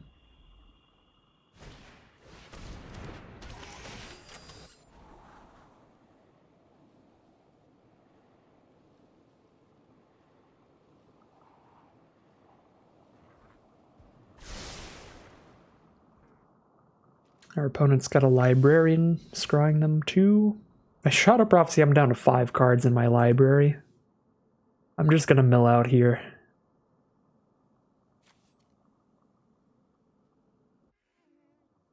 Yeah, no, I think we just got board wiped out of it.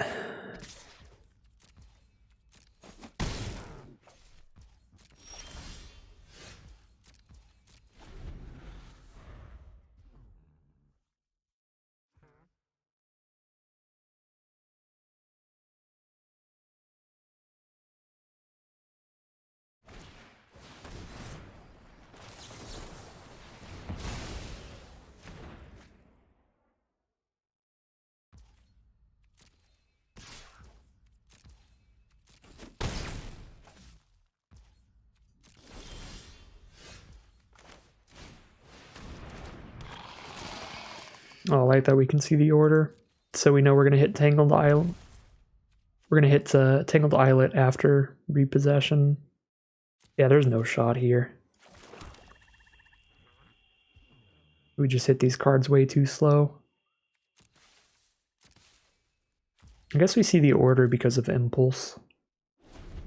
Is Impulse any order? Maybe if I had Impulsed into a good order, we would have had a shot here. Where is Impulse? What's exiled? Bottom in any order. Yeah, maybe if I'd paid more attention to the Impulse, we would have been fine. I mean, the really big thing is just... I feel like the only spell that really mattered this game was the board wipe. We've had a firm control on everything else they've done.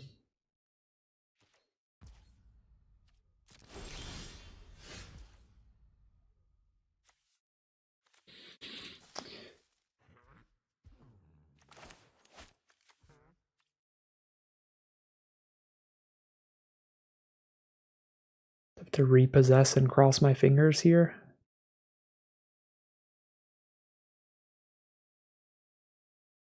The single Tolarian Terror? I mean, they definitely have enough removal now to kill the rest of my stuff.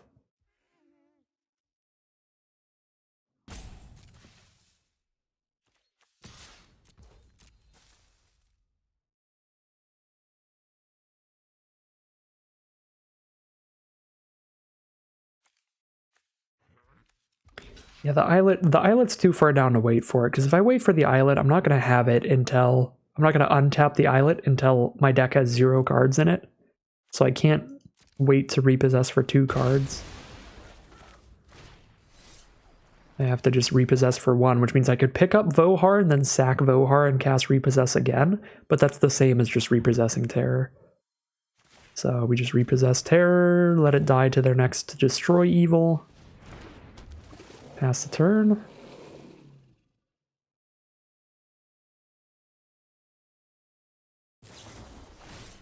God, what a sad way to drop the 7-0. Who would win? Goblet X or 1 Temporal Firestorm?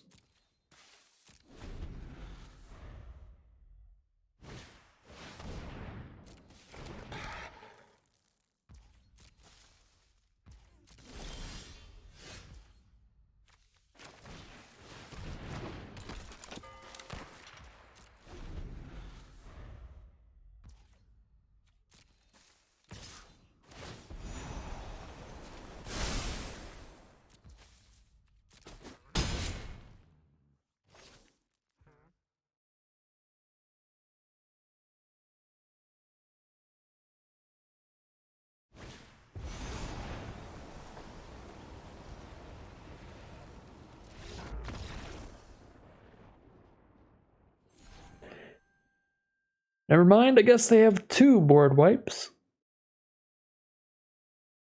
Oh, wow.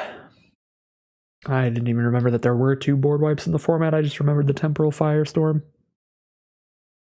Alright, well. That deck was absolutely absurd.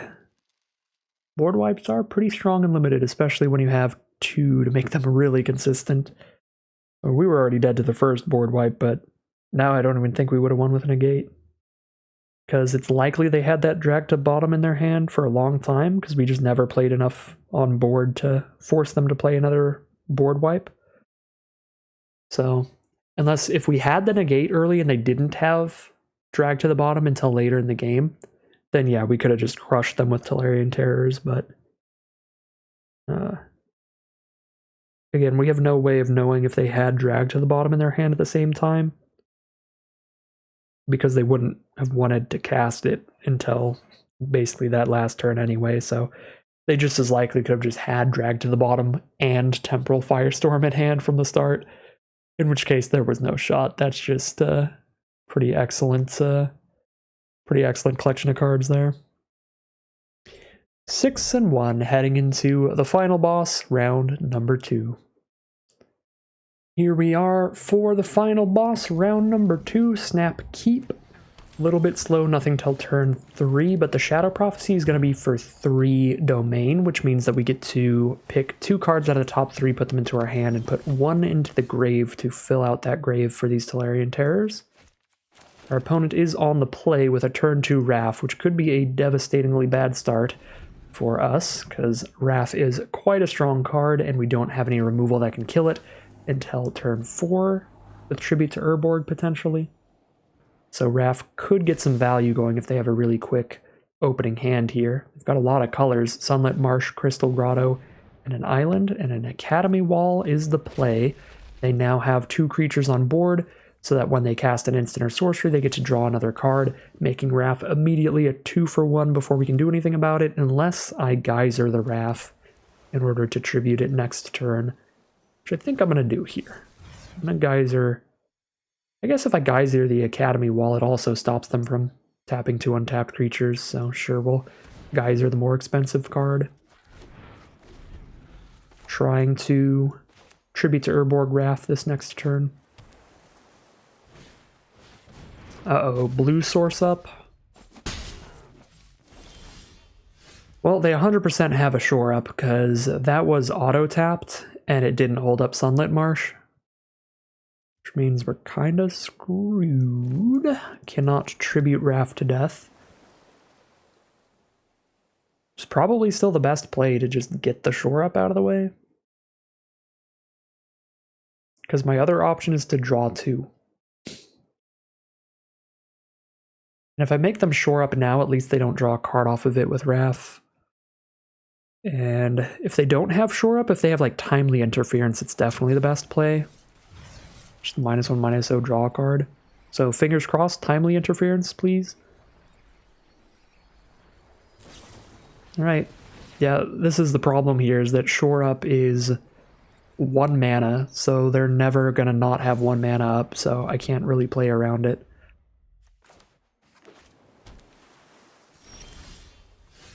Now they have 1,000,000 mana with a Wrath active. Not great, not great.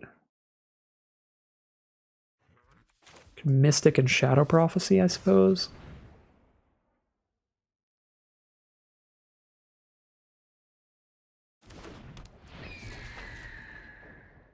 They're certainly going to be drawing some cards.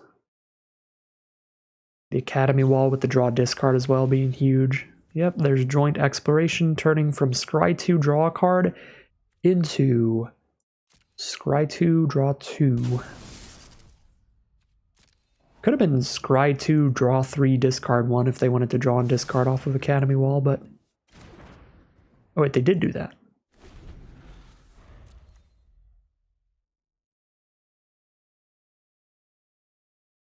Oh no, they didn't. It's just the ability only triggers once, even if they choose not to draw the card, discard a card. But yeah, I'm pretty sure they didn't choose that because it was shore up into Joint Exploration. Yeah, they did not choose to draw discard there. See if Shadow Prophecy resolves. Oh, it's just getting handled by Wrath. Of course, yeah. It's gonna get absolutely handled by Wrath here. When you turn every counter spell in your deck into counter spell, draw a card. Pretty much impossible to break through. They've got 5 cards in hand now, just full grip. Got a cut down to kill Wrath. They have 1 blue source. If they have another shore up, they've got us. Okay, Wrath's gone. Wrath's gone.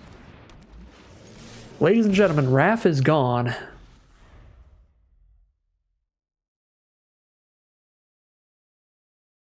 Cross your fingers, everybody.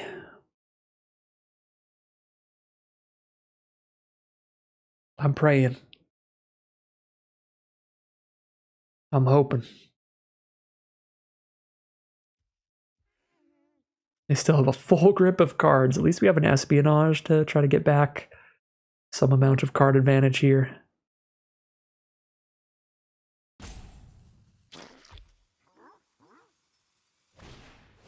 Ratadrabek, that does stone cold nothing.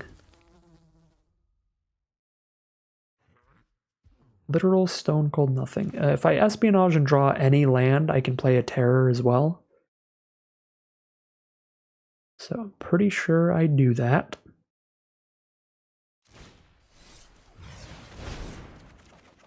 We didn't draw any land. So I cannot play a terror as well, but I do have another espionage coming up. Next turn I could espionage and play 2 terrors if I hit a land. We might be getting there. We're just drawing all the terrors, all the serpents. That's all of our threats. If they can't get there, then it's that's it. But we've got all the threats we can. Okay. There's another land, so I don't even need to hit land off the espionage this time. That is again going to claw back some amount of card advantage. That is a horrible auto tap. Okay, here we go.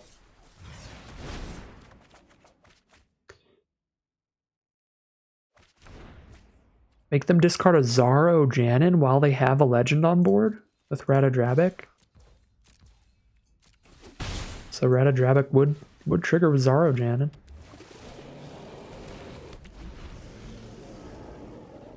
Double Tolarian Terror, let's go. They're down to 9. Taking this damage from Battlewing Mystic. Maybe the Mystic can get there in the sky. Founding the Third Path can recast any instant or sorcery from grave. Pretty big. They get a combat trick to kill a terror. I mean, this thing has vigilance. What combat tricks can they have in blue, white, black? Death Touch Indestructible is the plan. They could do that on blocks and still kill terror. Yeah, any combat trick that's going to kill terror on attacks, they can just do it on blocks anyway. I don't want to double block though, because I do want to play around the Death Touch Indestructible trick. If I double block and they do that, that is actually just straight up game. Death Touch kill both Artillerian Terrors. Choking Miasma to kill one of the Terrors and a Mystic. Fair enough. Still have 1 terror left. Do I have Urborg Repossession? I do not. It's somewhere in my library. Could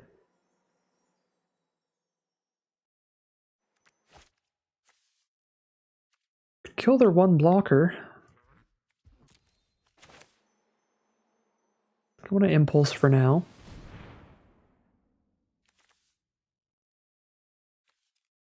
Grab a Scatter. Then I think I do tap out to kill the 1 blocker.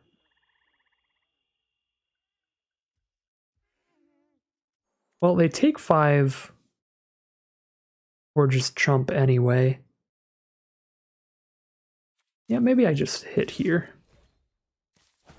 And save Scatter up. Yeah, they're down to 4.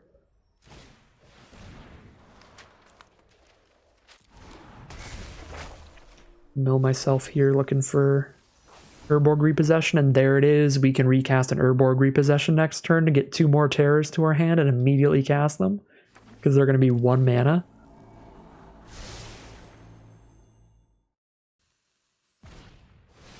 There's their own Urborg Repossession, which gains them some life, drops 1 creature down as a blocker. So we can just scatter it. They have to just chump block here anyway, so I think I'm going to hold on to Scatter. Actually, I'll have 3 mana for Repossession, 1, 2, 3, 2 mana for 2 terrors. Yeah, I can still hold up Scatter next turn. We can let them have a Bulwark. It's 2 mana to activate, which means they can't activate it this turn.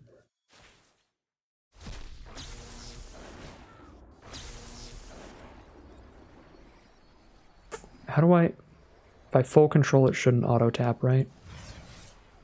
Oh, they exiled 1 of my terrors. I forgot about that. So I get 1 terror. Yeah, I get 1 terror, and I get Vohar, I guess? Or a Talus Lookout. I want to get something I can play and still hold up Scatter easily. 2, 3, 1 mana terror.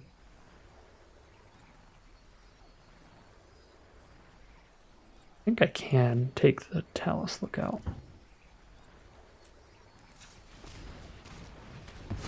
Okay, this time I got it to not auto tap. Cool. Oh no, I'm a mana off from Talus Lookout Scatter. Well, oops.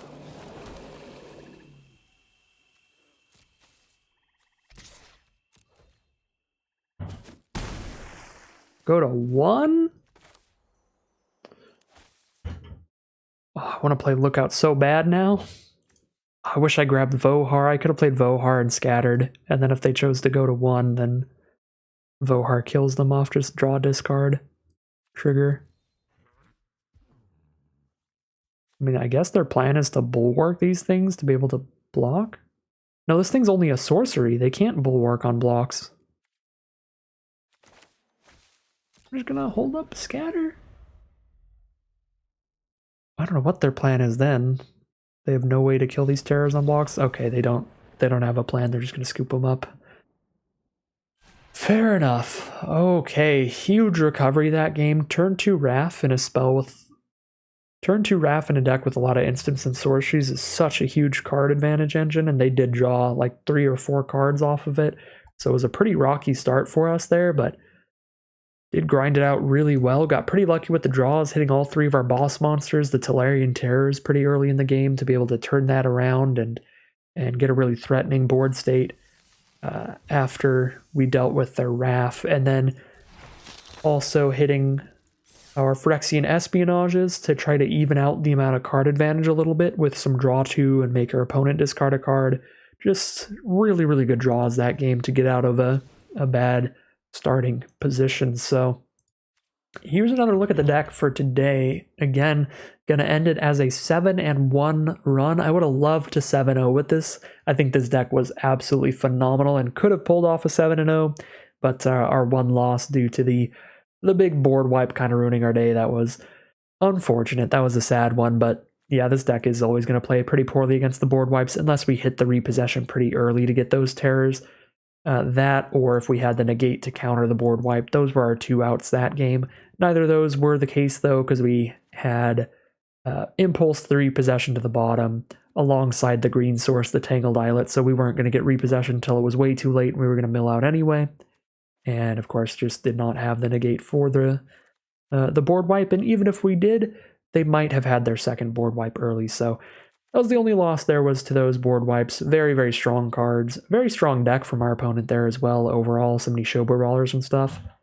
But yeah, outside of that, every round played incredibly well, just doing exactly what we had hoped for, casting a lot of cheap removal, cheap counter spells in the early game, getting these Tolarian Terrors in the late game to be like 1 or 2 mana, so we can easily play these massive 5/5s with Ward 2 while still holding up a counter spell or a removal spell or a draw spell, just constantly having interaction for whatever they're doing, with enough card advantage as well between double Espionage, Shadow Prophecy, Talus Lookout, Phyrexian Rager style plays to not really run out of interaction. So incredible stuff from the deck overall. Very happy with that one.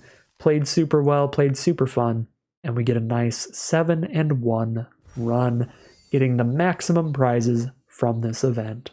But that's going to end today's video. As always, I'd like to thank my patrons very much for supporting this channel, as well as you for watching the videos. If you're interested in seeing more videos like this, you can always like, comment, and subscribe to tell the YouTube algorithm to send you some more in your recommended feed. If you'd like to hang out with me live, you can check out the Twitch channel in the link in the description below. And if you'd like to support the channel directly, you can check out the Patreon link in the description below. Other than that, as always, thank you very much for watching, and I'll see you again soon for some more Magic Arena.